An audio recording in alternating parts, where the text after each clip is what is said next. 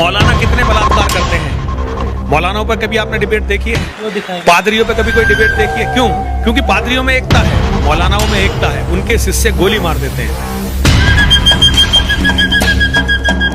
नरेंद्र मोदी जो आज भारत के प्रधानमंत्री की गद्दी पर हैं, इसमें आसाराम बापू जी का बड़ा परिश्रम है।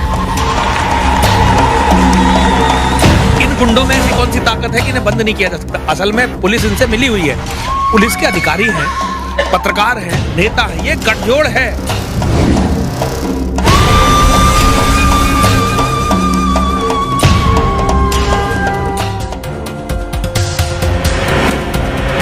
टीवी चैनल में हमेशा आप आवाज़ बुलंद करते रहते हैं, लेकिन इस सत्यता के पीछे हम आपसे सामने चार्जशीट लेके आए हैं। ये वो चार्जशीट है जिसमें बहुत सारे पत्रकारों को भी दोषी करार दिया है, 2 चैनल्स को भी दोषी करार दिया गया है, ऊपर पॉक्सो एक्ट की धाराएं लगी हुई हैं। ये सन 2013 का प्रकरण है और आज सन 2020 आ गई है। इसमें बड़े बड़े लॉयर भी इस केस को लड़ रहे हैं।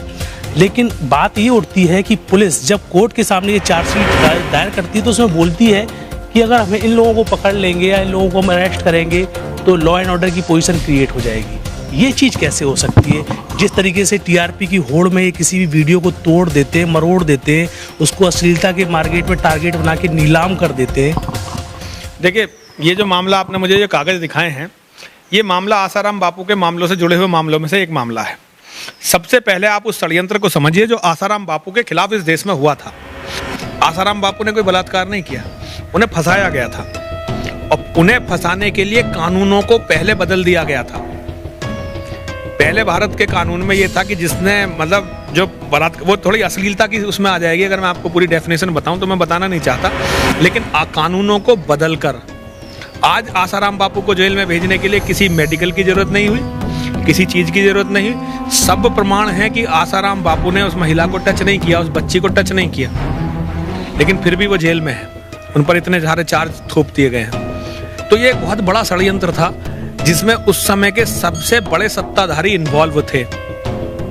नरेंद्र मोदी जो आज भारत के प्रधानमंत्री की गद्दी पर हैं, इसमें आसाराम बापू जी का बड़ा परिश्रम है।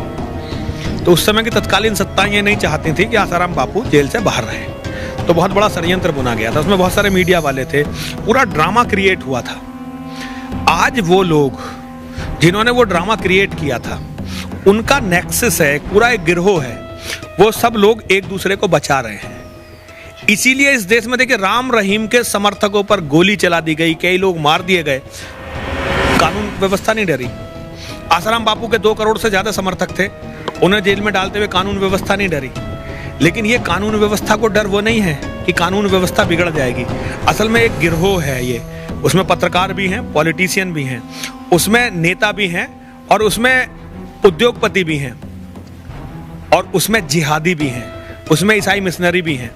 वो लोग आसाराम बापू से जुड़े हुए किसी भी मामले को की सच्चाई को दुनिया के सामने नहीं आने देंगे। लेकिन इसमें गलती हमारी है।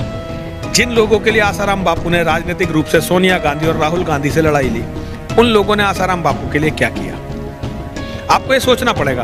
तो इन लोगों को आज सत्ता उनकी नहीं है, आज सत्ताएं उनकी हैं जो आसाराम बापू के भक्त थे, आसाराम बापू के साथी थे, आसाराम बापू के साथ रहते थे, उन लोगों की सत्ताएं हैं। तो आज सत्ताओं को इनको सबको जांच करवानी चाहिए। और ऐसे जज जो ये कहते हैं कि भाई इनकी गिरफ्तारी से जो है लॉ एंड ऑर्डर, पुलिस बोल रही है कोर्ट के सामने, पुलिस बोल रही है ना, तो ऐसे पुलिस वालों को सस्पेंड करना चाहिए, ऐसे पुलिस वालों की नौकरी छीन लेनी चाहिए। मिले हुए तो नहीं हो सकते? देखिए, मिले हुए हैं।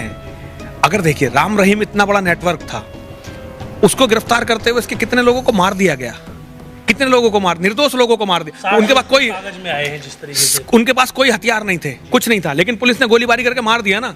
आसाराम बापू के इतने करोड़ों समर्थक थे, उनकी भावनाओं का कभी ख्याल रखा गया क्या? जयेंद्र सरस्वती जो भारत की सभ्यता में सबसे बड़े हमारे शंकराचार्य, जगत गुरु शंकराचार्य, उनको दिवाली पर उठाकर बंद किया ना। तो इन गुंडों में ऐसी कौन सी ताकत है कि इन्हें बंद नहीं किया जा सकता? असल में पुलिस इनसे मिली हुई है, पुलिस के अधिकारी हैं, पत्रकार हैं, नेता हैं, ये गठजोड़ है, ये गठजोड़ है जो आसाराम बापू के खिलाफ बना था। आज भी वो नहीं चाहते कि उनकी पोल खुले।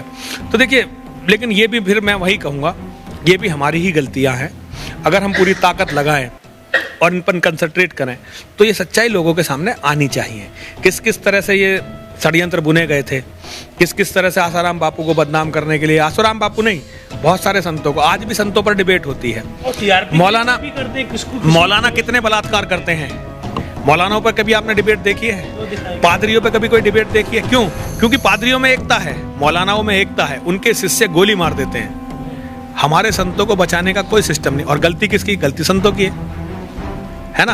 आसाराम बापू गोली मारना सिखाते नहीं ना संत नहीं, गोली मारना सिखाते नहीं की बात नहीं है, वो अन्याय का प्रतिकार करना नहीं सिखाते। गोली ऐसी किसी निर्दोष को नहीं मारनी होती है, लेकिन जो न्याय की हत्या करे, जो इस देश में बहन बेटियों के साथ बलात्कार करें, जो लोग जिहाद सिखाएं, जो लोग हमारी बहन बेटियों को खेती समझ लें और सिस्टम उनको अगर दंड ना दे सके, तो केवल अंधों की तरह देखना हमारा काम नहीं था। हमारे संतों को अपने शिष्यों को यह भी सिखाना था कि वे अन्याय का प्रतिकार करने के लिए यदि राम कृष्ण और परशुराम की तरह शस्त्र भी उठाना पड़े तो शस्त्र का संधान करो। इन षड्यंत्रों से हम जब ही छूट सकते हैं जब हम ताकतवर होंगे। अगर हम कमजोर रहे तो ये आज आसाराम बापू गए हैं, कल और जाएंगे, सब लोग इसमें फंसेंगे।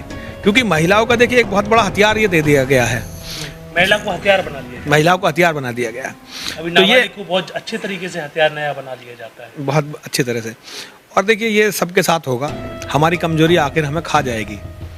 जब तक हम सारे संत इकट्ठे होकर इन षड्यंत्रों के खिलाफ लड़ना नहीं शुरू करते और अपने शिष्यों को ये नहीं सिखाते कि केवल राम का नाम जपने से राम प्रकट नहीं होंगे, राम की तरह बनना पड़ेगा, कृष्ण की तरह बनना पड़ेगा, परशुराम की तरह बनना पड़ेगा। जब तक अपने शिष्यों को राम कृष्ण और परशुराम नहीं बनाते तब तक यही दुर्गति होगी। आज एक गया कल दूसरा जाएगा, आज एक मरा कल दूसरा मरेगा, इसी तरह मरते रहेंगे।